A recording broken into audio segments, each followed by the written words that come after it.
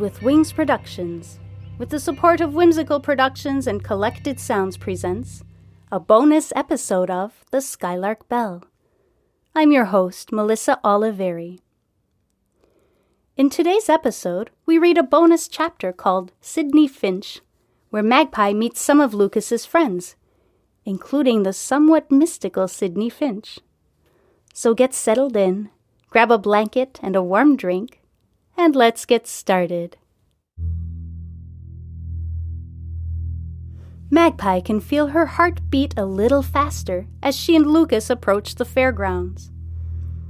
They've made plans to meet up with some of Lucas's friends at the county fair, which is held in the large field behind the school. Everyone looks forward to the fair each year, says Lucas, happily chatting away, completely oblivious to Magpie's mounting anxiety. People come from the surrounding towns and compete in all kinds of things. Best pie, best cow, best seed art, you name it, he laughs. I've never even heard of seed art, and my mom's an artist, says Magpie, Lucas's enthusiasm helping her feel a bit more at ease. They've now arrived at the fair. Magpie sees a few basic rides, a Ferris wheel, bumper cars, a tilt-a-whirl, and some carnival games. Most of the fairgrounds are reserved for animal shows. She sees horseback riders lined up, waiting for their turn in the ring. In another area, she sees kids walking their goats, and in the distance, she can hear the cacophonous cluck of a collection of prize chickens. Magpie chuckles to herself. All this is so foreign to her, such a contrast to her life in the city. She feels her apprehension wash away with every step. Lucas points to a large barn-like building. That's where they do the food and art competitions. But first, let's head over to the stage. I think the Bunting brothers are playing, he says, pulling her across the fairgrounds.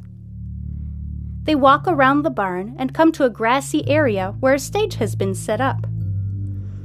On the stage are two broad-shouldered young men, each with a guitar. Behind them is an older man, presumably their father, if their similar appearance is any clue, who is playing on a rather sparse drum set. One of the boys is singing, his voice carrying across the entire expanse of the fair. The crowd claps and whoops loudly as they finish their song. Magpie can't help but join in. The joyfulness of the crowd is contagious. For our last song, we'd like to invite Sydney Finch up onto the stage, says one of the boys, waving his arm at a girl standing off to the side of the stage. That's Bo Bunting in the red shirt, and his brother Billy has the green shirt, explains Lucas. Magpie nods as she watches a beautiful young woman make her way up the steps to the front of the stage. She has long, straight, dark hair decorated with braids and beads in the front, and her large dark eyes sparkle as she looks out at the crowd. Bo and Billy start playing a soft, sad tune on their guitars, and Sydney Finch begins to sing. Magpie feels a lump form in her throat and tears well up in her eyes. Sydney's voice has a beautiful, plaintive quality to it that makes Magpie feel like her heart is being shattered into 1,000 pieces. A hush washes over the crowd, making Magpie think she's not the only one feeling this way. Finally, the last note of the song rings over the silent field, and after a moment, the crowd hops to its feet and erupts in loud cheers as Sydney takes a small bow before stepping off the stage. Come on, says Lucas, pulling Magpie toward the side of the stage. Lucas, Starling, it's been a while, says Bo, waving at them. Hey, Bo. This is my friend, Magpie. She just moved in next door to me, says Lucas. Magpie nods and waves shyly. Welcome to Pocket, says Billy, sidling up to his brother. Hi, Sydney, says Lucas, looking over Billy's shoulder. Magpie can't be sure, but she detects a hint of nervousness in Lucas's voice, and she feels an ever so slight twinge of envy in the pit of her stomach. Hi, Lucas, says Sydney, pushing past the Bunting brothers. Hi, I'm Sydney, she says, extending a hand out to Magpie. Her kind, gentle tone instantly makes Magpie feel comfortable.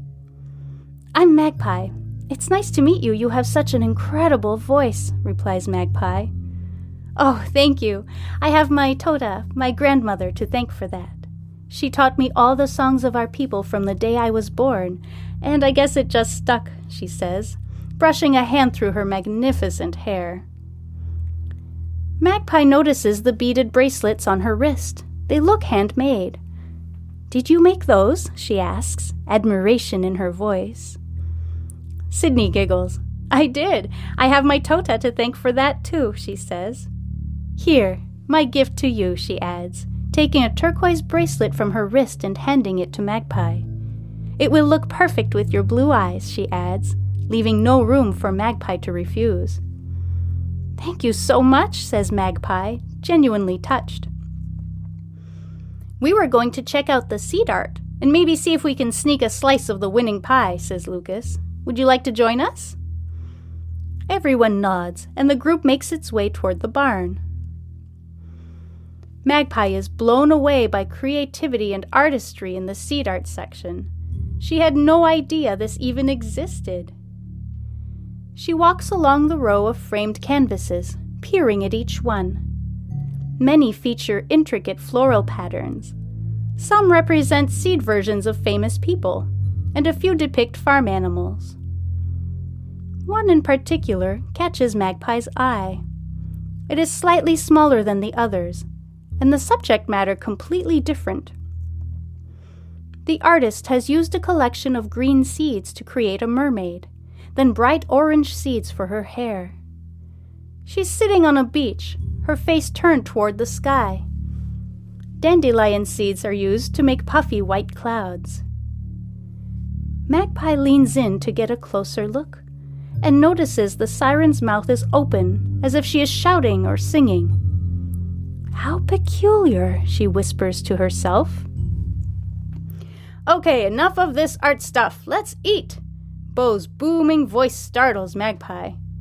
He leads the group toward a different area of the building and through a doorway that has a large sign above it reading, "Baking Contest This Way." The baking contest has already ended by the time they arrive, but there are plenty of goodies left to go around. Lucas opts for a slice of chocolate pudding pie, while Magpie enjoys a couple of cherry tarts. The Bunting brothers each put away 3 chocolate cupcakes, and Sydney picks out a delicate flaky square of baklava for herself.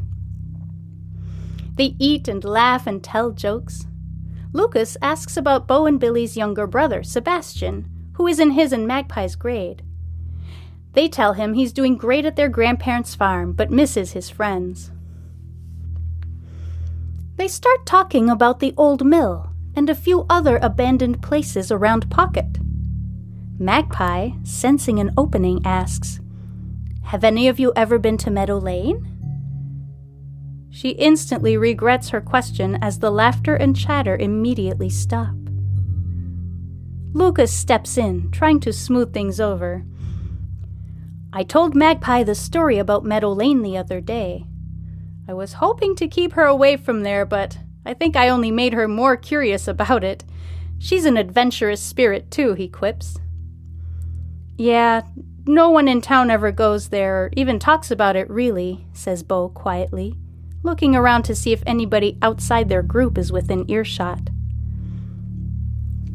"I think something threw off the balance of natural things in that place," says Sydney. "What do you mean?" asks Magpie. There is day and night. There is fire and water," she begins, holding her hands out with her palms up. "Everything has an equal and opposite thing. When that balance shifts, it can create unnatural results. I believe something, or someone, shifted the balance at Meadow Lane. And that is when the silence came," she ends in a very matter-of-fact way. "Well, it's getting late. We should probably head out. They'll be shutting the fairgrounds soon," says Lucas, clearly looking for a way to move on from the topic. The group starts walking back toward Pocket's main street, their bellies full of sweets. They part ways outside Bunting's General Store, where Billy offers to give Sydney a ride to her house on the outskirts of the next town, and Magpie and Lucas start making their way home. "Thanks for pushing me out of my comfort zone," says Magpie. "I had a great time, and your friends are very nice," she adds, feeling the bracelet Sydney gave her slide around her wrist. "You're going to fit in just fine," says Lucas, smiling at her. Magpie is about to apologize for making things awkward by asking about Meadow Lane when she hears a sound drifting on the breeze, like someone softly singing. Somehow, the sound is even more beautiful than Sydney Finch's voice, almost hypnotic. "Do you hear that?" asks Magpie, turning around to try and figure out where the sound is coming from. "Hear what?" asks Lucas, stopping to listen. "I'm not sure. It's like singing, but not human," she says. The word is like a question, unsure of what she thinks. Lucas leans in and closes his eyes, focused on finding the sound. "I do hear it," he says. "It's very faint. It's almost like it's coming from Meadow Lane." Magpie finishes his sentence for him. "But that's impossible. There's no sound at Meadow Lane," he says. They stand and stare at the farm in the fading light. The silhouette of the massive oak tree in the front field framed against the indigo sky. As quickly as it started, the singing disappears. "Well, it sounds like Sydney Finch has some competition out there," kids Lucas, trying to dispel the eerie feeling surrounding them. Magpie nods and forces a smile as they make their way to Lucas's driveway. They wish each other good night, and Magpie keeps walking toward her house. As she's going up the front steps, she realizes she completely forgot to tell Lucas about the secret attic. She makes a mental note to call him in the morning and heads inside.